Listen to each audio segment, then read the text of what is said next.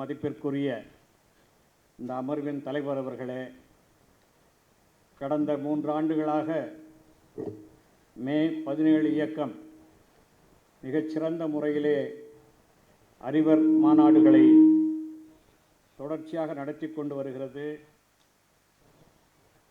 அதில் கடந்த 2 ஆண்டுகளாக என்னையும் அழைத்து எனக்கு தெரிந்த கருத்துக்களை பகிர்ந்து கொள்வதற்கு ஒரு வாய்ப்பை அளித்துள்ளது. அதற்காகவும் என்னுடைய உரையை கேட்பதற்காகவும் இங்கு திரளாக கூடியிருக்கும் பேராசிரியர் பெருமக்கள், நண்பர்கள், மாணவர்கள், தோழர்கள் உங்கள் அனைவருக்கும் என்னுடைய முதற்கண் வணக்கத்தை தெரிவித்துக் கொள்கிறேன். கடந்த 5 ஆண்டுகளாக நான் சமணனாகவே வாழ்ந்து கொண்டிருக்கிறேன்.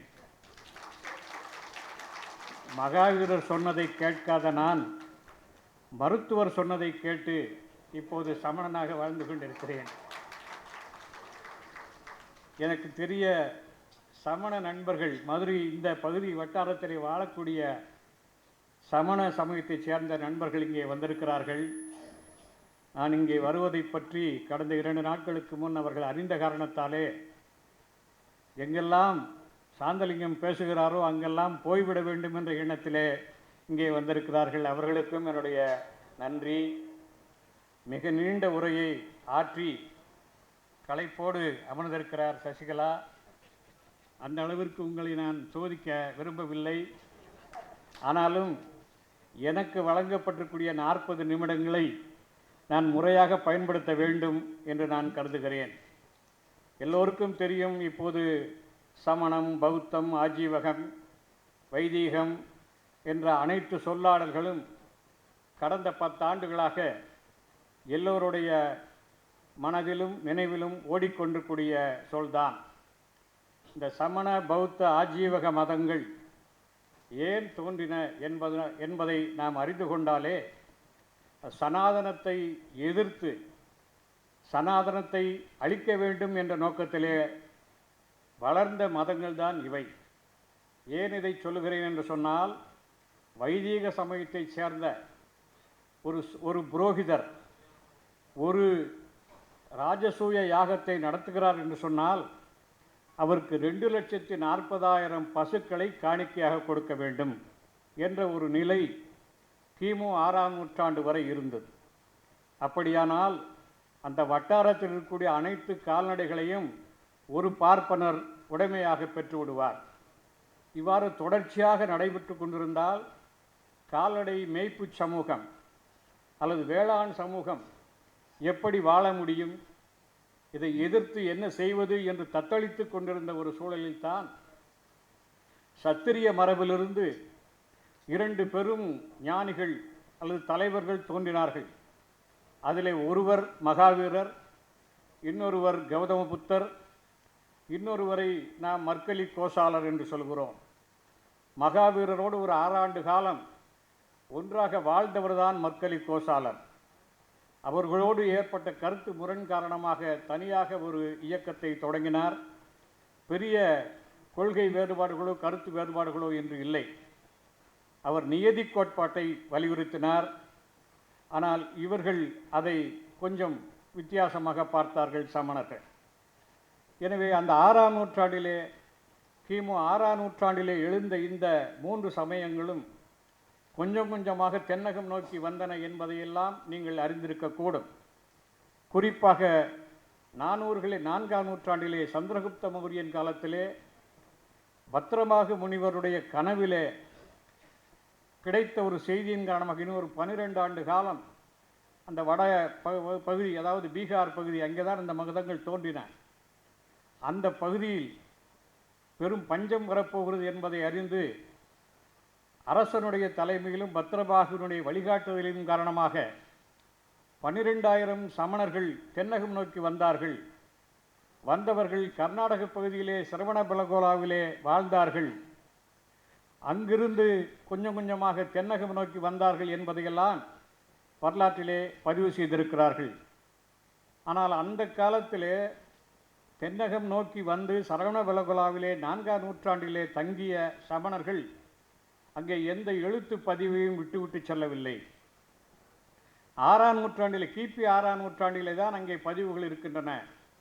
அப்படியானால் அந்த கிமு 4ஆம் நூற்றாண்டிலே சரவணபெலகுலா பகுதியிலே வாழ்ந்த மக்களுக்கு எழுத்தறிவு இல்லை என்பது உறுதியாகிறது. எனவே அதற்கு பின்னால் இங்கே தென்முகத்திலே வருகிறார்கள். குறிப்பாக மதுரை அவர்களை இருகரம் கூப்பி வரவேற்கிறது. காரணம், அவருடைய தவ வாழ்வைக்கு ஏற்ற ஒரு சூழல், சுற்றுச்சூழல் அங்கே மதுரை பகுதியில் இருக்கிறது. அவருடைய அந்த நிர்வாணமான துறவிகள் வாழ்வதற்கு ஏற்ற மலை குகைகள் அந்த பகுதியில் இருக்கின்றன. அவற்றை அங்கிருந்த அரசர்களும் அங்கிருந்த வணிகர்களும் அவர்களுக்கு ஆதரவாக இருந்து அவர்களை அங்கே ஆதரித்து தங்க வைத்து தங்களுடைய சமய பணிகளை செய்வதற்கு உதவி இருக்கிறார்கள். அதற்கு முன்னால் தமிழகத்தினர் என்ன, அதற்கு முன்னால் தமிழகத்திலே என்ன விதமான வழிபாட்டு மரபுகள் இருந்தன என்பதை நாம் தொல்காப்பியம் வாயிலாகத்தான் அறிய வேண்டியிருக்கிறது. ஐவகை நிலைப்பாகுபாடு, முதலிலே 4 வகை நிலம், பிறகு 5 வகை நிலப்பாகுபாடு என்ற வகையிலே 5 நிலங்களுக்கும் வெவ்வேறு கடவுளர்களாக 5 கடவுளர்களை தொல்காப்பியம் நமக்கு காட்டுகிறது. இந்த 5 கடவுளர்களை ஒருங்கிணைத்து திராவிட மதம் என்று ஒரு சொல்லாடலால் கூறுகிறார் மயிலை சீனி வெங்கடசாமி. பலருக்கும் இது ஆச்சரியமான ஒரு சொல்லாடல். புரட்சி தலைவர் எம்ஜிஆர் அவர்கள் முதல்வராக இருந்தபோது ஒரு கணக்கெடுப்பு நடத்துவதற்கு ஆணையிட்டார். தமிழ்நாட்டில் இருக்கக்கூடிய எத்தனை விதமான சமயங்கள் இருக்கின்றன, அதனுடைய தொடர்பு ஃபாலோயர்ஸ் யார், அதை ஏற்றுக்கொள்பவர்கள் யார் இருக்கிறார்கள் என்று கணக்கெடுப்பை தொடங்கினார்கள். அப்போது முதலாக கணக்கெடுப்பை அவரிடமிருந்தே தொடங்குவோம் என்று சொல்லி முதல்வராக இருந்தபோது அவரிடத்திலே போய் அது கணக்கெடுப்பை சொன்னார்கள், நீங்கள் சார்ந்த மதம் என்ன என்று சொல்லி. அப்போது அவர் சொன்னார், நான் திராவிட மதத்தை சார்ந்தவன் என்று சொன்னார். எல்லோருக்கும் ஆச்சரியம். அதுவரை அப்படி சொல்லாடலை பலர் கேட்டதில்லை. என்ன இவர் குழப்புகிறாரே என்று கூட நினைத்தார்கள். பத்திரிகைகளில் அப்படிப்பட்ட செய்திகள் எல்லாம், கேலி சித்திரங்கள் எல்லாம் வந்தன. ஆனால் அவருக்கு முன்பாகவே மயிலை சீனி வெங்கடசாமி திராவிட மதம் என்ற சொல்லாடலை பயன்படுத்தியிருக்கிறார். எனவே தமிழருடைய தொன்மையான கடவுளர்கள் 5 நில பாகுபாட்டில் இருந்த 5 திணை கடவுளர்கள் தான் தமிழருடைய கடவுளர்கள். அது சேயோன் என்பதை குறிஞ்சி நில கடவுளாக நாம் முருகன் என்கிறோம். பேராசிரியர் தமிழண்ணல் போன்றவர்கள் அவை சிவன் என்கிறார்கள். நாம் அதற்கு முன்னால் தமிழ்நாட்டிலே சிவன் பற்றிய குறிப்புகள் சங்க இலக்கியங்களிலே தான் வருகின்றன, ஒன்றொன்றாக வருகின்றன. நீலமணிமிடற்று ஒருவன், ஆலமர் செல்வன் என்ற பல செய்திகள் வருகின்றன. எனவே அப்போதுதான் சைவம் அல்லது வைதீகம் கொஞ்சம் கொஞ்சமாக தமிழ்நாட்டிற்குள் வருகிறது. அந்த வருகின்றதற்கு முன்பாகவே, வருகின்ற போதே சமணமும் வந்துவிட்டது, பௌத்தமும் வந்துவிட்டது, ஆஜீவகமும் வந்துவிட்டது என்று ஒரு கருத்து இருக்கிறது. ஆனால் அந்த கருத்தை நான் உடன்படவில்லை. முதலாக நெடுஞ்செழியன் அவர்கள் எழுதிய புத்தகத்திற்கு தமிழ்நாட்டிலேயே மறுப்பு எழுதியவன் நான் தான். தமிழ்நாட்டில் ஆஜீவகம் என்பது ஒன்று இல்லை. அவர் எங்கெல்லாம் சமண சின்னங்கள் இருக்கின்றனவோ அவை எல்லாவற்றையும் ஆஜீவக சின்னங்கள் என்று சொன்னார். எங்கெல்லாம் யானை உருவங்கள் இருக்கின்றனோ அவையெல்லாம் ஆஜீவகம் என்று சொன்னார். அதை நான் மறுத்து முதலாக ஒரு கட்டுரை சமூக விஞ்ஞானத்திலே எழுதினேன். அதற்கு பிறகுதான் அந்த அவர் எழுதிய புத்தகம் மிக அதிகமானோரால் வாசிக்கப்பட்டது. அதை அவரே என்னிடத்தில் சொன்னார், தம்பி, எந்த தமிழரும் என் புத்தகத்தை கண்டுகொள்ளவில்லை, நீங்கள் விரும்பாமலோ இதை தொட்டுவிட்டீர்கள், இப்போது நிறைய புத்தகம் விற்கிறது என்று சொன்னார். எனவே அவருக்கென்று ஒரு ஃபாலோவர்ஸ் பிறகு வந்தார்கள். அது ஒரு பக்கம் இருக்கட்டும். அதை பற்றி பேசுவதற்கு எங்களுடைய மூத்த சகோதரி மார்க்சிஸ்ட் காந்தி வர இருக்கிறார்கள். நான் எதற்கு இதை எங்கு சொல்கிறேன் என்று சொன்னால், தமிழ்நாட்டிலே சமணமும் பௌத்தமும் ஒன்றாக ஒரே காலகட்டத்தில் வந்திருந்தாலும் கூட சமணம் பெற்ற செல்வாக்கை பௌத்தமோ அல்லது ஆஜீவகமோ பெறவில்லை என்பதற்காகத்தான் சொல்லுகிறேன். என்னுடைய அடுத்த சகோதரி கோபித்துக் கொள்ளக்கூடாது, பௌத்தத்தை பற்றி பேச வருகிறார்கள். நான் பௌத்தத்திற்கு எதிரானவன் அல்ல. சமணம் எந்த அளவிற்கு செல்வாக்கு பெற்றிருந்தது, யாரால் அது முன்னெடுத்து செல்லப்பட்டது என்பதற்காக நான் இதை சொல்ல வருகிறேன். சமணத்திற்கு அமணம் என்ற ஒரு பெயரும் உண்டு. அம்மணமாக இருப்பது என்பது எல்லோருக்கும் தெரியும். அவர்கள்தான் சமணர்கள். இன்றும் கூட நாம் அவர்களை அந்த சொல்லாடலால் அழைக்கின்றோம். எனவே சிலர் சொல்வார்கள், நான் நெடுஞ்செழியனே சொல்லுவார், சமணம் அமணம் என்பது சிரமணர் என்ற வட சொல்லிருந்து வந்தது. சிரமணர் என்றால் துறவி என்று பொருள். நான் அதை மறுக்கவில்லை. அதிலே ரகரத்தை எடுத்துவிட்டு சமணம் என்று சொல்கிறோம். ஆனால் சமணம் என்றால் பொதுவான துறவியை குறிக்கும். இந்த மூன்றையும், பௌத்தத்தையும் குறிக்கும், சமணத்தையும் குறிக்கும், ஆஜீவத்தையும் குறிக்கும் என்று சொன்னார்கள். நான் அதை மறுக்கிறேன். ஏனென்றால் கல்வெட்டுகளிலே சுமார் 100 கல்வெட்டுகள் தமிழி கல்வெட்டுகள் இருக்கின்றன. அந்த தமிழி கல்வெட்டுகளிலே முதலாக மதுரை அமணன் என்ற சொல்லாடல் மேட்டுப்பட்டி தமிழ் கல்வெட்டிலே கிமு 300ஆம் நூற்றாண்டு கல்வெட்டிலே வருகிறது. அதற்கடுத்து கரூரிலே மூதா அமணன் ஆற்றூர் செங்காயவன் என்று கிபி 1ஆம் நூற்றாண்டு கல்வெட்டிலே வருகிறது.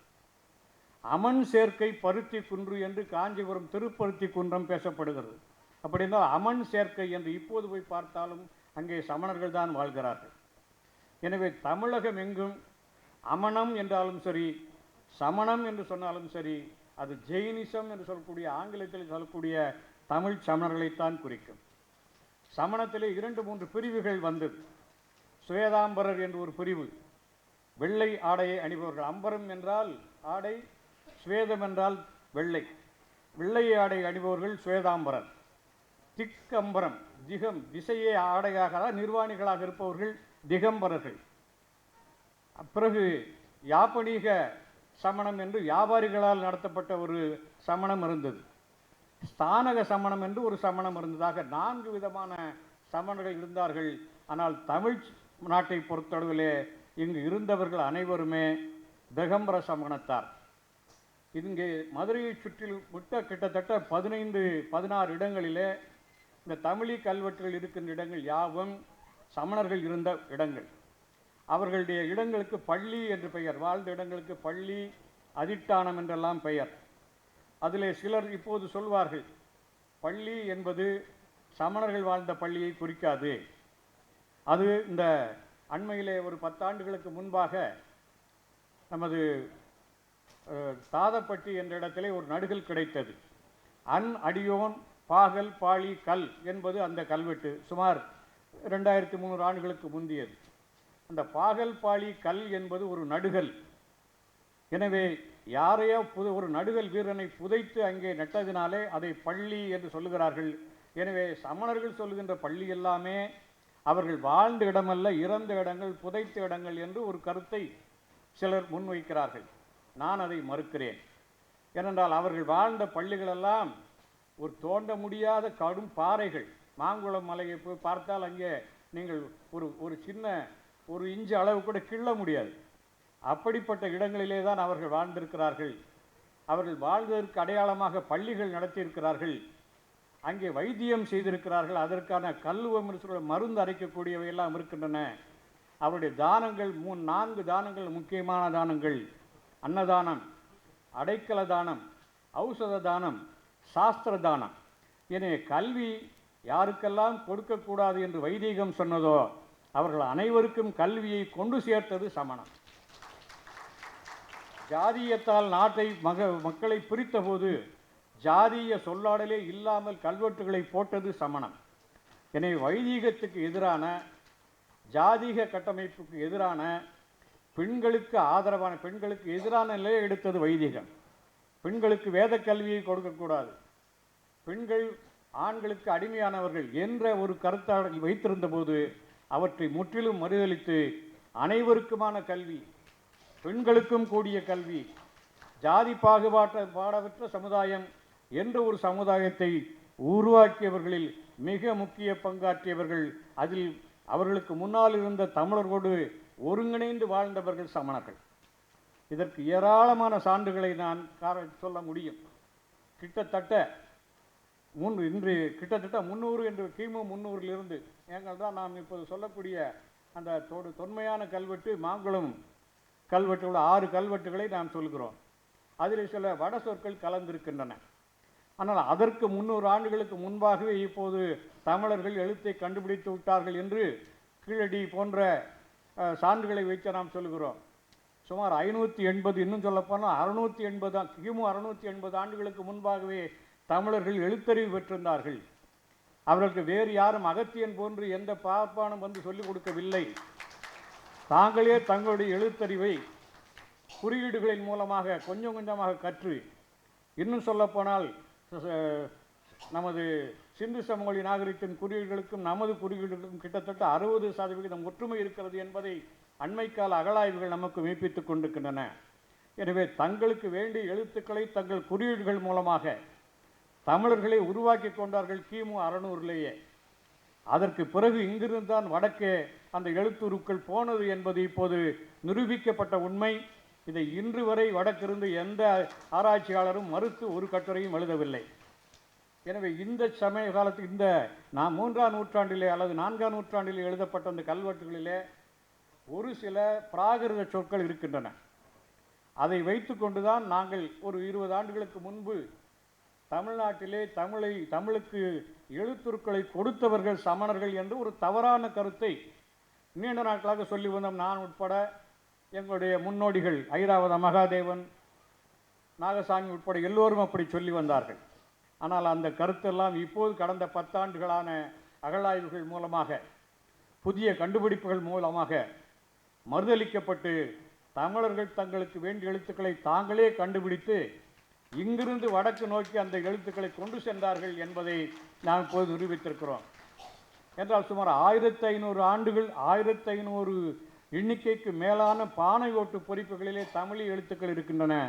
1, 2 கூட வடநாட்டிலே இல்லை. நமக்கு சமகாலத்திலே எழுத படிக்க தெரிஞ்ச இந்த காலத்திலே எழுத அங்கே எந்த ஒரு தனி மனிதனுக்கோ அல்லது அரசனுக்கோ பானை ஓட்டு பொறிப்புகளிலே எழுதக்கூடிய ஒரு தன்மை இன்றை வரை இல்லை. எனவே தொடக்க கால சமுதாயத்திற்கு தமிழர்கள் எழுத்தறிவை கொடுத்தார்கள். அதை வடக்கிருந்து வந்த சமணர்கள் கற்றுக்கொண்டார். எனவே ஆனால் அவர்கள் எழுதுகின்ற கல்வெட்டுகளிலே ஒரு சில சொல்லாடல்கள் இருந்த. உதாரணமாக மாங்குளம் கல்வெட்டிலே சாலகன், நிகமா, கணின், அந்த ஸ்ரீ என்ற எழுத்துக்கள் 2 வளர எழுத்துக்கள் சா தா என்ற வட எழுத்துக்கள் வட சொற்களெல்லாம் அதிலே கலந்திருந்தன. அதே போல பானை ஓட்டு பொறிப்புகளிலும் கூட சா என்ற எழுத்து கலந்த பல சொற்கள், சுமார் 20% பானை ஓட்டு பொறிப்புகளிலே வட சொற்கள் இருக்கின்றன என்பதை கொடுமணல் ஆய்வுகள் மூலமாக நாம் அறிகிறோம். இருந்தாலும் அப்போது மொழி கலப்பு ஏற்படுகிறது. அந்த மொழி கலப்பைத்தான் தொல்காப்பியரும் சொல்கிறார், வட சொற்கிழவி வட எழுத்து ஒரியி எழுத்தோடு உடனே சொல்லாகுமே என்று சொல்கிறார். அதை வைத்து கொண்டு இங்கே ஒரு சில சங்கிகள் என்னோடு போட்டியிட தயாரா என்று சவால் விட்டு கொண்டிருக்கிறார்கள் யூடியூபில். அதற்கு நான் இந்த மேடையை பயன்படுத்தி பதில் சொல்கிறேன், நான் தயார். தமிழர்களோடு உங்களுடைய எழுத்துக்களை கொண்டு வந்து 4ஆம் நூற்றாண்டிலே கலந்ததேனா தவிர தொல்காப்பியர் சொல்ல அந்த வட எழுத்து வட சொற்கிழவி என்பது சமஸ்கிருதம் அல்ல, பாகதம். பிராகிருதமும் பாலியும் சமஸ்கிருதத்துக்கு 600 ஆண்டுகளுக்கு முந்தியவை. எனவே அந்த சொற்கள் தான் இங்கே கலந்தனவே தவிர தொல்காப்பியரோ சமஸ்கிருதத்தை தூக்கி பிடித்து விட்டார் என்று அறியாமையோடு சவால் விடுவதை தயவு செய்து நிறுத்திக் கொள்ளுங்கள். எனவே இந்த ஒரு சூழலில் தான் வஜ்ரநந்தி நமக்கு கிட்டத்தட்ட 600 ஆண்டு காலம், கிமு 300லிருந்து அது 500 600 வரைக்கும் கூட 900 ஆண்டு காலம் தமிழ்நாடு முழுவதும் சமணமே செல்வாக்கோடு இருந்தது. அதற்கு ஏராளமான கல்வெட்டு சான்றுகள், இந்த இலக்கிய சான்றுகள் எல்லாம் இருக்கின்றன. சங்ககாலத்திற்கு பிறகு ஏற்பட்ட ஒரு மாறுதல் அல்லது களப்பிரர் காலம் என்று சொல்லலாம். அந்த களப்பிரர் காலத்திலே சமணமும் பௌத்தமும் தான் செல்வாக்கோடு இருந்தன. ஆனால் அந்த நேரத்தில் எழுதப்பட்ட இலக்கியங்களெல்லாம் சமணர்களால் நீதி இலக்கியங்களாக கொடுக்கப்பட்டன. ஏனென்றால் சங்க காலத்தின் இறுதியிலே மக்களுடைய வாழ்க்கை தடம் புரண்டது. இந்த நமது ஒழுக்கம் சிதைவுற்றது. பரத்தையர் ஒழுக்கம் தவறானது அல்ல என்று பேசப்பட்டது. எனவே இவற்றையெல்லாம் இந்த ஒரு சீரழிந்த சமுதாயத்தை திருத்த வேண்டும் என்பதற்காகத்தான் 17 கணக்கு நூல்களில் பெருவாரியான நீதி நூல்களை எழுதியவர்கள் சமணர்கள். திருக்குறள் போன்று, நாலடியார் போன்ற நூல்களை கொடுத்தவர்கள் சமணர்கள். அதை இருண்ட காலம் என்று சொல்வதை மாற்றி ஒளிமிகுந்த காலம் என்பதை இந்த சமண நூல்களும் காப்பியங்களும் சிலப்பதிகாரம், மணிமேகலை போன்ற சீவக சிந்தாமணி போன்ற காப்பியங்களும் எழுந்த காலத்தாலே அது ஒளிமிகுந்த காலம் என்பதை இப்போது நமது தமக்கையார் போன்றவர்கள் இப்போது நிரூபித்துக் கொண்டிருக்கிறார்கள். களப்பிரர் காலம் ஒரு ஒளிமிகுந்த காலம் என்பதை நூற்கள் வாயிலாக நாம் எழுதியிருக்கிறோம். இந்த காலத்தில் வரை இருந்த ஒரு நிலையில்தான் பக்தி இயக்கம் வருகிறது. பக்தி இயக்கம் வருவதற்கு முன்பாகவே சுமார் 470 வஜ்ரநந்தி என்பவர் மதுரையிலே ஒரு சமண சங்கத்தை நிறுவுகிறார். திரமள சங்கம் என்பது. திரமள சங்கம் என்பது வேறு ஒன்றுமில்லை, திராவிட சங்கம்தான். சில பேருக்கு திராவிடம் என்ற சொல் எட்டிக்காயாக இருக்கிறது. அதுக்கு நாம் ஒன்றும் சொல்ல முடியாது. 2000 ஆண்டுகளாக 2500 ஆண்டுகளாக திராவிடம் என்ற சொல் வழக்கிலே இருக்கிறது. அது வேறு ஒன்றுமில்லை, தமிழுக்கு மாற்று சொல். அது தேவனையா பாவாணர் சொல்லி சென்றிருக்கிறார். தமிழம் என்பதை திரமிழம், திரமிழம், திராவிடம் என்று ஆகிவிட்டது என்று. இது அவர் எந்த யூகத்திலே சொன்னாரோ தெரியாது. ஆனால் ஏகப்பட்ட தொல்லியல் சான்றுகள் நமக்கு கிடைத்திருக்கின்றன. சுமார் 2500 ஆண்டுகளுக்கு முந்தைய ஒரு பானை ஓட்டு பொறுப்பிலே உஸ்பெகிஸ்தானில் கிடைத்த பானை ஓட்டு பொறுப்பில் திராவிட விகாரை என்று சொல்லியிருக்கிறது. இது பலருக்கும் தெரியாத புதிய செய்தி. சிங்கப்பூரிலே ஒரு நூல் வெளியிட்டிருக்கிறார்கள். வந்து சென்றவர்கள், வேரூன்றி நின்றவர்கள் என்று ஒரு மிகப்பெரிய நூலை சிங்கப்பூரிலே நான் பார்த்தேன். அந்த நூலிலே ஒரு கட்டுரையில் கிமு 2500 நடந்த அந்த உஸ்பெகிஸ்தானில் கிடைத்த ஒரு பானை ஓட்டிலே கிமு 2500 திராவிட விகாரை என்ற சொல் பயன்பட்டிருக்கிறது. அதுபோல் மகாபாரதத்திலே திராவிட பதி என்று நிலந்தருதிருவிற் பாண்டியமன் சொல்லப்படுகிறான். அவன் யார்? தமிழ் பாண்டியன். அதுபோலத்தான் இந்த திரமள சங்கம். தமிழும் திராவிடமும் ஒன்றுதான் என்று நான் ஒரு கட்டுரையை எழுதியிருக்கிறேன். எனவே 5ஆம் நூற்றாண்டிலே மிகச்சிறந்த அளவில் இருந்த ஒரு சமணம் மதுரையில் இருந்தது. அதற்கு ஏராளமான சான்றுகளை நாம் சொல்ல முடியும். நாம் மதுரை காஞ்சியை சொல்லலாம். அதில் எப்படிப்பட்ட செம்பு புனைந்த ஒரு ஓவியம் தீட்டப்பட்டது போன்ற அவங்க பள்ளிகள் இருந்தன. வாய் பிளந்தன மட்டுவாய் கரண்டை என்று குகைகள், கல் பொழிந்தன மட்டுவாய் கரண்டை என்று சொல்லக்கூடிய அந்த மதுரை காஞ்சி இருக்கிறது. அந்த கரண்டை என்ற சொல்லாடல் சிவகங்கை பக்கத்திலே திருமலையில் இருக்கக்கூடிய சமண கல்வெட்டிலே கரண்டை என்றே வருகிறது. கரண்டை, உறையுள், முளாகை, அதிட்டானம், பள்ளி என்று பல சொற்களால் சமணர்கள் உறைந்த அந்த உறைவிடம், அவர்கள் வாழ்ந்த பள்ளிகள் அங்கே சொல்லப்பட்டிருக்கின்றன. இடையிலே சமணர்களுக்கு ஒரு சிறிய பின்னடைவு ஏற்பட்டது. அதை வரலாற்றிலே நாம் மறைக்க முடியாது. பக்தி இயக்கத்தின் காரணமாக, பக்தி இயக்கத்திலே தோன்ற தேவார மூவர் அல்லது மாணிக்கவாசகரின் சேர்த்து 4 வரை எடுத்துக்கொண்டால் 6ஆம் நூற்றாண்டு அளவிலே ஒரு மிகப்பெரிய ஒரு மோதல் 2 சமயங்களுக்கும் ஏற்பட்டது. அதை நாம் இலக்கியங்களிலும் பார்க்கலாம். அதுக்கு அவர் பாடிய திருஞான சம்பந்தர் தான் மிக மூர்க்கமாக சமணர்களை எதிர்த்தவர். அவர் இங்கே சொல்வார், சமணர்களை கற்பழிக்க இறைவனுடைய அருள் வேண்டும் என்று சொல்வார். கற்பழிக்க திருவுள்ளமே என்றெல்லாம் பாடுவார். அவர் பாடிய பாசுரங்களிலே 10 பாடல்களில் ஒவ்வொரு 9ஆம் பாடல் சமணர்களை திட்டி தீர்ப்பார். முண்டர், குண்டர் என்றெல்லாம் சொல்லுவார். அதுபோல கக்கத்திலே பாய்களை இடுக்கிக் கொண்டு மயிர்பிலியை தூக்கிக்கொண்டு செல்கிறார் என்று சொல்லுவார்கள். கனக நந்தியும் புஷ்ப நந்தியும் என்று பல நந்தி கணத்தைச் சேர்ந்தவர்கள். இந்து சேனனும் சந்து சேனனும் கந்து சேனனும் என்று சேனா கணத்தைச் சேர்ந்தவர்கள் ஏராளமாக மதுரையிலே சுற்றித் திரிகிறார்கள் என்று சொல்வார். அவர் மதுரைக்கு வருகின்ற போதே ஆனைமாமலை முதல் ஆதிய இடங்களில் பல அல்லல் செயற் சமணருக்கு எளிய நல்லேன் என்று சொல்லுவார். எப்படி என்றால், ஆனைமலை மிகப்பெரிய சமண கோட்டையாக இருந்திருக்கிறது. ஆனைமலை, அரிட்டாப்பட்டி, மாங்குளம், கருங்காலக்குடி, கீழவளவு, திருவாதவூர், வரிச்சியூர், அதே போல் அழகர்மலை, கிடாரிப்பட்டி, திருப்பரங்குன்றம், கீழவளவு, மேலக்குயில்குடி, கீழக்குயில்குடி என்று 13 ஊர்கள், முத்துப்பட்டி, கொங்கர் புளியங்குளம் என்று பல ஊர்களிலே இந்த சங்க காலத்திலே சமணர்கள் இருந்தார்கள். நான் திருப்பரங்குன்றம் என்று சொன்னவுடனே எனக்கு ஒரு நினைவுக்கு வருகிறது. உங்களுக்கெல்லாம் தெரியும் திருப்பரங்குன்றம் என்ன பாடுபட்டு கொண்டிருக்கிறது கைகோட்டில் என்ன. அதில் நமது வக்கீல்கள் கூட சில தவறான கருத்தை முன்வைத்து விட்டார்கள். அங்கே இருக்கக்கூடிய சர்வே கல், அதிலே தான் தீபம் ஏற்ற வேண்டும் என்று இப்போது போராட்டம். அது சர்வே கல் தான் என்று பல சர்வேயர்கள் சொல்லிக் கொண்டிருக்கிறார்கள். நீங்கள் யூடியூப்பில் பார்க்கலாம். பல சர்வேயர்கள் இது சர்வே கல், வில்லியம் தாம்டன் என்பவர் இந்த சர்வே கல்லை நட்டார், அதில் அந்த சக்கரம் ஒரு நடுவில் புள்ளி இருக்கெல்லாம் ஃபோட்டோ எடுத்து காட்டிட்டாங்க. ஆனால் ஏற்றுக்கொள்வதற்குத்தான் அவர்களுக்கு மனமில்லை.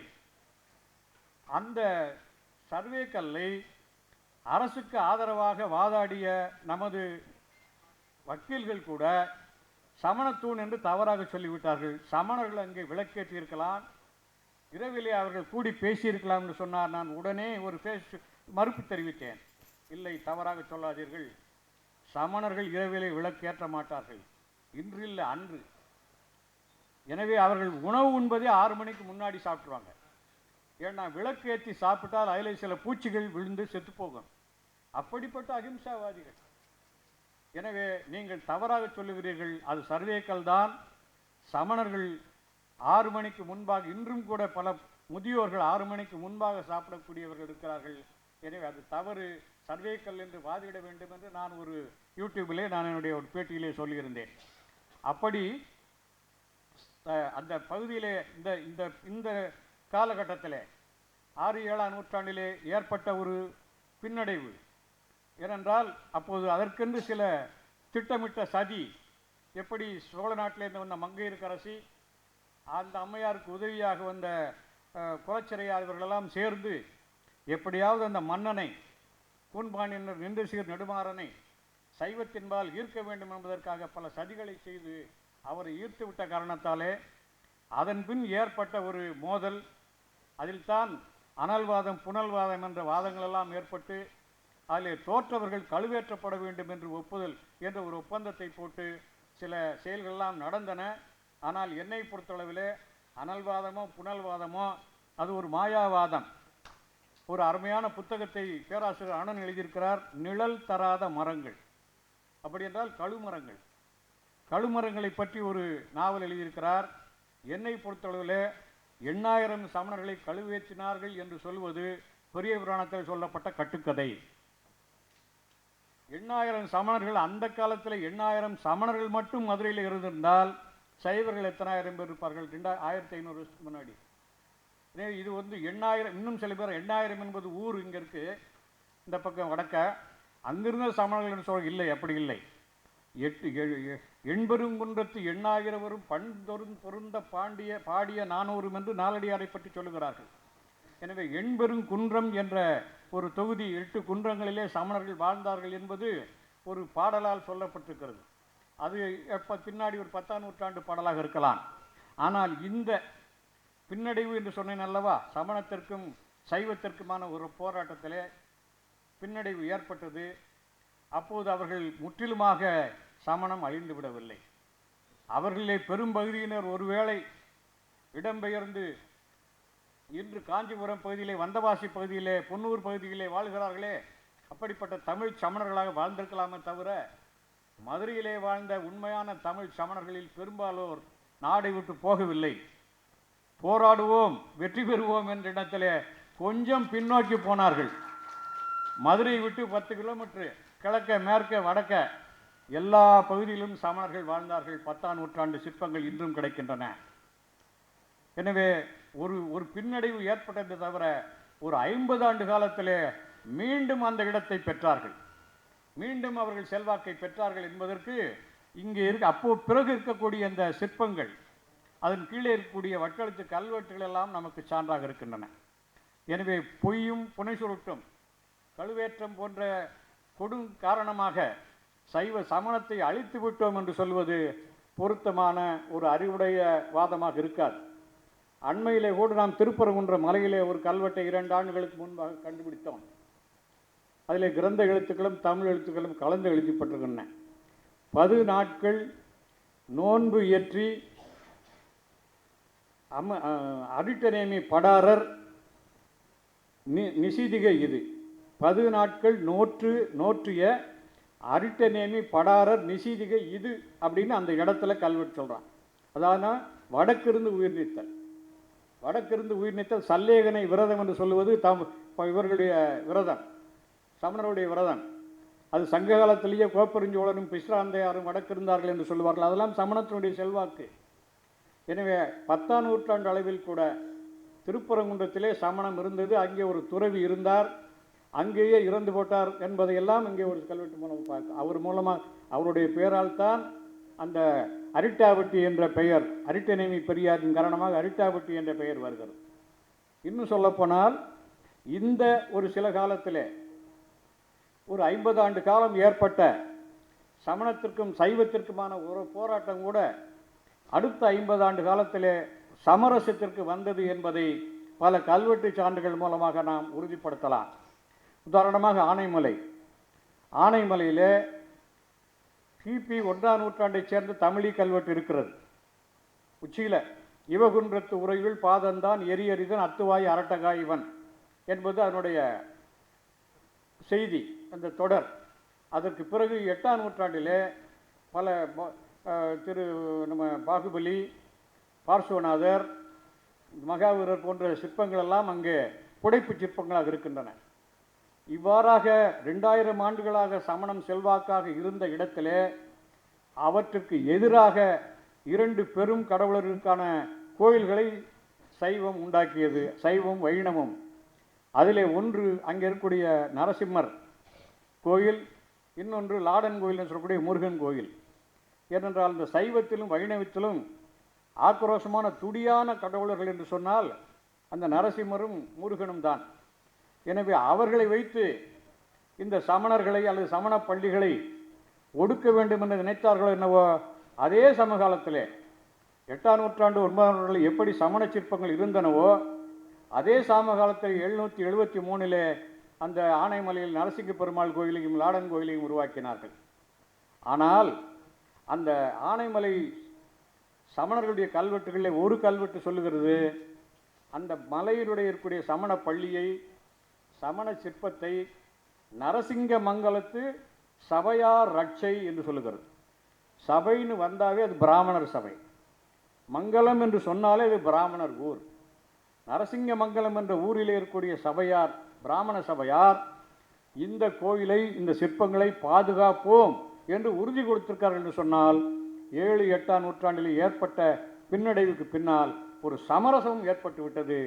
அதற்கு காரணமாகவும் பாண்டியர்கள், அவர்கள் திருமணம் செய்து கொண்ட கங்க நாட்டு பெண்கள், இளவரசிகள், கங்க நாடு முழுக்க முழுக்க சமண நாடு, அங்கிருந்து வந்த பெண்கள் இங்கே பாண்டியர்களை மணந்து கொண்டதால் எந்த வீட்டிலையும் பெண்கள் சொன்னாதான் கேட்போம். பெண்கள் சொன்னதை தவிர்த்தால் நமக்கு சில பாதிப்புகள்லாம் ஏற்படும், அனுபவசாலிகளுக்கு தெரியும். எனவே அந்த சமண பெண்கள் இங்கு வந்து அரசர்களை வற்புறுத்தி மீண்டும் சமணத்திற்கு ஒரு எழுச்சியை ஏற்படுத்தினார்கள் என்பதை மதுரையில் உள்ள பல கல்வெட்டுகள் காட்டுகின்றன. அதே போல் அரிட்டாபட்டி, அந்த அரிட்டாபட்டியில் 2 தமிழி கல்வெட்டுகள் இருக்கின்றன. 2300 ஆண்டுகளுக்கு முந்தைய அந்த சமண படுக்கையும் அங்கே கீழே இருக்கிறது. அதில் 10ஆம் நூற்றாண்டிலே ஒரு வட்டெழுத்து கல்வெட்டு, ஒரு சமணர் முக்குடைநாதர் கீழே இருக்கக்கூடிய கல்வெட்டில் சொல்லுகிறது, திருப்பிணையன் மலை பொற்கோட்டு கரணத்தார் பெயரால் அச்சடந்தி செய்வித்த திருமேனி பாதிரிக்குடியார் ரட்சை. இதுதான் முக்கியம். அச்சடந்தி செய்வித்த திருமேனி, அச்சடந்தி என்ற ஒரு துறவி 9ஆம் நூற்றாண்டிலே உயிரோடு வாழ்ந்தவர், ஒரு ஹிஸ்டாரிக்கல் பர்சனாலிட்டி. தமிழ்நாடு முழுவதும், இங்கே கன்னியாகுமரி தொடங்கி சிதறால் மலையில் தொடங்கி வள்ளியூர் குகை வரைக்கும், வேலூர் வள்ளியூர் குகை வரைக்கும் கால்நடையாகவே போய் எங்கெல்லாம் ஏற்கனவே சமணம் இருந்து கொஞ்சம் பட்டு போனதோ அங்கெல்லாம் வேருக்கு நீர் ஊற்றி மீண்டும் செழித்தோங்க செய்த ஒரு பெருமை அச்சனந்திக்கு உண்டு. அந்த அச்சனந்தி இந்த ஊருக்கு வருகிறார், அங்கே ஒரு சிற்பத்தை செய்கிறார், சமணத்திற்கு புத்துயிர் கொடுக்கிறார். அந்த ஊர் மக்களை அழைத்து இதை நீங்கள் தான் பாதுகாக்க வேண்டும் சொல்கிறார். அவர்கள் உறுதிமொழி கொடுக்கிறார்கள், பாதிரிக்குடியார் ரட்சை.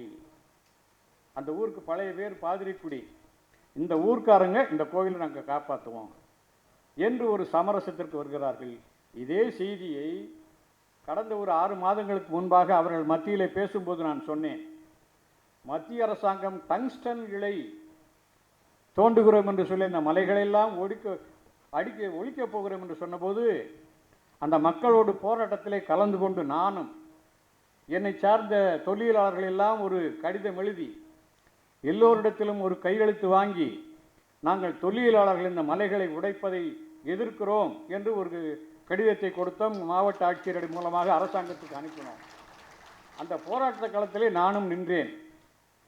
அப்போது அந்த மக்களிடத்தில் சொன்னேன், 1000 ஆண்டுகளுக்கு முன்பாக நீங்கள் சத்தியம் செய்து கொடுத்திருக்கிறீர்கள், இந்த மலையையும் இங்கிருந்த சமணத்தையும் காப்போம் என்று சத்தியம் செய்து கொடுத்திருக்கிறீர்கள். அந்த சத்தியத்தை நீங்கள் இப்போது காப்பாற்ற வேண்டும். இந்த மலையை காப்பாற்ற வேண்டும் என்றால் டங்ஸ்டன் விலை போராட்டத்திற்கு ஆதரவு தாருங்கள் என்றபோது பல்லாயிரக்கணக்கான மக்கள் வந்தார்கள். எனவே அப்படியாக இந்த சமணத்தை அங்கே காப்பாற்றி வைத்திருக்கிறோம், கவலைப்படாமல் இருங்கள். அதற்கு அடுத்து இந்த நிலைக்கு பிறகு, அதாவது இங்கு இந்த 7-8ஆம் நூற்றாண்டிலே நடந்த நிகழ்ச்சிக்கு பிறகு நான் இன்னொன்று சொல்ல வேண்டும். சமணர்கள் அந்தந்த பகுதியினுடைய மக்களை பார்த்து வட்டார வழக்கை பாதுகாத்தவர்கள், தமிழ் மொழியை பாதுகாப்பதிலே அவர்கள் மிக அக்கறை செலுத்தியவர்கள். அதற்கு ஒரு சின்ன உதாரணம் கூட சொல்ல வேண்டும். உஜ்ஜயினி தேசத்திலே 2 பெரும் அறிவாளிகள் இருந்தார்கள். ஒருவர் சித்தசேன திவாகரர் என்று ஒரு பண்டிதர், மிகச்சிறந்த வடமொழி பண்டிதர். இன்னொருவர் விருத்தவாதி முனிவர் என்பவர் சமணர், அவரும் வடமொழி பண்டிதர். இருவரும் நேருக்கு நேர் பார்த்து கொண்டது இல்லை. ஆனால் இருவரும் எப்படியாவது சந்தித்து உரையாட வேண்டும் என்று நினைத்து கொண்டிருந்தார்கள். ஒரு சந்தர்ப்பத்திலே அவர்கள் நேராக சந்தித்தார்கள். சந்தித்த போது அவர்கள் சொன்னார்கள், நான் அந்த சித்தசேன பண்டிதர் சொன்னார், நான் உங்களிடத்திலே ஒரு பட்டிமன்றம் போல உங்களிடத்தில் விவாதம் நடத்த தயாராக இருக்கிறேன். நீங்கள் தோற்றுவிட்டால் எனக்கு சீடனாக வேண்டும், நான் தோற்றுவிட்டால் உங்களுக்கு சீடனாகிறேன் என்று ஒரு பந்தயத்திற்கு வருகிறார். இவர் ஏற்றுக்கொண்டார். சரி, யார் இதற்கு நடுவர்கள் என்று சொன்னால் இந்த பகுதியிலும் வட்டாரத்து மக்களே நடுவர்கள் என்று சொன்னார்கள். அவ்வாறாக மக்களை நடுவர்களாக வைத்து இந்த விவாதம் நடந்தது. அந்த சித்தசேன பண்டிதர் சமஸ்கிருதத்தையே பேசினார். ஆனால் இவர் விருத்தவாதி முனிவர் அவர்கள் தெரிந்த மக்கள் மொழியிலே பேசினார். உஜ்ஜயினி என்றால் இந்த ஒரிசா பகுதி, அவர்களுக்கு தெரிந்த மக்கள் மொழியிலே பேசினார்.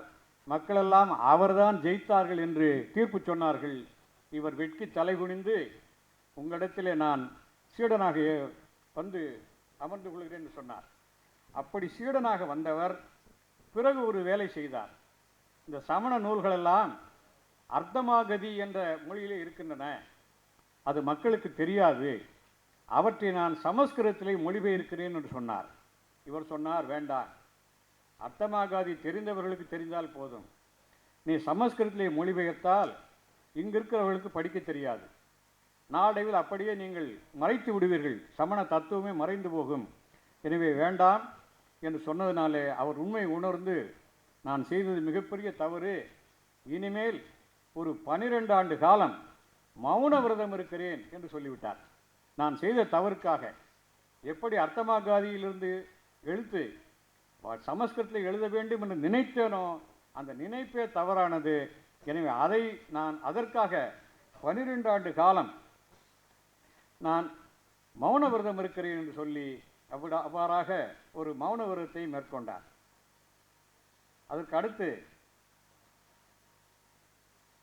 இப்போது அண்மையிலே ஒரு வருடத்துக்கு முன்பாக காரியாபட்டிக்கு பக்கத்தில் அருக பெரும்பள்ளி என்ற ஒரு பள்ளி ராஜராஜ சோழன் காலத்தில் உருவாக்கி இருக்கிறார் என்பதை சில புதிய கல்வெட்டுகள் மூலமாக பார்த்தோம். எதற்கு சிலை சொல்கிறேன் என்று சொன்னால், மதுரையை சுற்றி பாண்டிய நாடு என்று சொன்னால் இன்றைய மதுரை, ராமநாதபுரம், தேனி, திண்டுக்கல், சிவகங்கை, ராமநாதபுரம், தூத்துக்குடி, திருநெல்வேலி, கன்னியாகுமரி, ஒரு 10 மாவட்டங்கள் எடுத்து, இந்த 10 மாவட்டங்களில் குறைந்தபட்சமாக 200 திருமேனிகளை கண்டிருக்கிறோம்.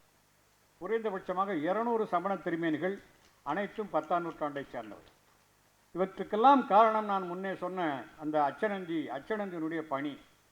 அந்த அச்சனந்தி எப்படி நான் உண்மையிலேயே வாழ்ந்தவர் என்று சொல்கிறேன் சொன்னால், அவர் தஞ்சாவூர் பகுதியிலே ஒரு அரசனுக்கு மந்திரியாக இருந்தவர் என்று சொல்லப்படுகிறது. அவர் ஒரு வரலாற்று மாந்தராக இருந்த காரணத்தால் தான் 9ஆம் நூற்றாண்டிலே எழுந்த சீவக சிந்தாமணியிலே ஜீவகனுக்கு ஆசிரியராக அச்சனந்தியை காட்டுகிறார் திருத்தக்க தேவர். சிலர் சொல்லுகிறார்கள் அச்சனந்தி என்பவர் ஒருவரில் பல பேர் வச்சிருக்கலாம். இருந்தாலும் கூட அந்த அச்சனந்தி என்ற ஒருவர் ஏதோ ஒரு காலத்தில் அவர் வரலாற்று மாந்தராக இருக்கலாம். அவரை ஜீவகன் அது வந்து அது ஏற்கனவே அது வடமொழி புராணம். ஆனால் அதை தமிழ் படுத்துகின்ற போது சீவக சிந்தாமணி என்று எழுதுகின்ற போது சீவகனுக்கு ஆசிரியராக அந்த அச்சனந்தியை அவர் காட்டுகிறார். எனவே இவர்கள் மூலமாகத்தான் ஏராளமான சமண சின்னங்கள் நமக்கு 10ஆம் நூற்றாண்டு வரை நமக்கு கிடைத்தன. அதுக்கு அடுத்து நான் சொல்ல விரும்புவது,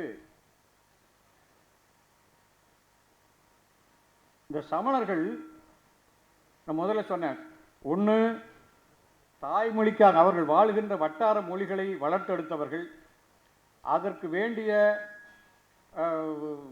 நூல்களை தமிழிலே எழுதியவர்கள், அந்த மக்களுக்கு கல்வி போதித்தவர்கள். இதை எப்படி சொல்லுகிறேன் என்று சொன்னால், இன்று மதுரையை சுற்றி இருக்கக்கூடிய பல ஊர்களை சொன்னேன். அதில் கீழக்குயில்குடி என்ற ஒரு ஊர், அதை எண்பெருங்குன்றம் என்று சொல்லுகின்ற போது திரு உருவகம் என்று சொல்வார்கள். பரங்குன்றம், உருவாகம், பப்பாரம், பள்ளி, இருங்குன்றம், பேராந்து, யானை, அருங்குன்றம் என்று 8 வெற்பும் சென்றேத்த வல்லோர்க்கு சென்றெட்டுமோ பிறவித்தீங்கு என்பது ஒரு பாடல். இதிலும் கூட அந்த 8 பெருங்குன்றங்களே முதல் குன்றம் திருப்பரங்குன்றம். எப்படி அறுவடை வீடுகளில் முதல் வீடு திருப்பரங்குன்றம் என்று சொல்கிறோமோ அதுபோல முதல் குன்றம் இந்த குன்றம். அதில் 3வது குன்றமாக திரு உருவகம் என்ற உருவகம் சொல்லப்படுகிறது. அது வந்து இந்த கீழக்குயில்குடி என்று சொல்லப்படுகிறது. அது ஒரு காலத்திலே ஒரு பல்கலைக்கழகம் போல செயல்பட்டது. ஒரு 10-12 கல்வெட்டுகள், 10-12 சிற்பங்கள் அங்கே இருக்கின்றன. அங்கே ஒரு உண்டு உறைவிட பள்ளி என்று இப்போ சொல்கிறோம்ல, அதெல்லாம் 1000 வருஷத்துக்கு முன்னாடியே தமிழன் கண்டுபிடித்தது. உண்டு உறைவிட பள்ளிகளை அங்கே நடத்தினார்கள். ஒரு மலையில் ஷெட்டு போட்டு, தேய்ச்சிடு ஷெட்டை போட்டு நிரந்தரமான பள்ளிகளாக அங்கே தங்கி படித்த இடம். பல பேராசிரியர் பெருமக்கள் மைசூரில் அந்த பக்கம் இருந்த மூல சங்கத்திலிருந்து வந்து பாடம் நடத்தினார்கள். அவர்கள் இங்கேயே இறந்து போனார்கள் என்பதற்காக அவருடைய பேரால் கன்னடத்திலே கல்வெட்டு இருக்குது. 12ஆம் நூற்றாண்டு கல்வெட்டு கன்னடத்திலே இருக்குது. அது மட்டுமல்ல, இந்த உண்டு உறைவிட பள்ளிக்கு பாண்டிய நாட்டின் பல்வேறு ஊர்களிலிருந்து விசிட்டிங் ப்ரொஃபஸர்ஸ் வந்திருக்காங்க. இன்றைக்கி சொல்கிறோம், நம்ம வேலூர் விஐடியும் ஆஸ்திரேலியா யூனிவர்சிட்டியும் ஒரு எம்ஓயு போட்டுக்கிட்டாங்கன்னு. இந்த எம்ஓயு 1000 வருஷத்துக்கு முன்னாடியே மதுரைக்காரன் போட்டோம்.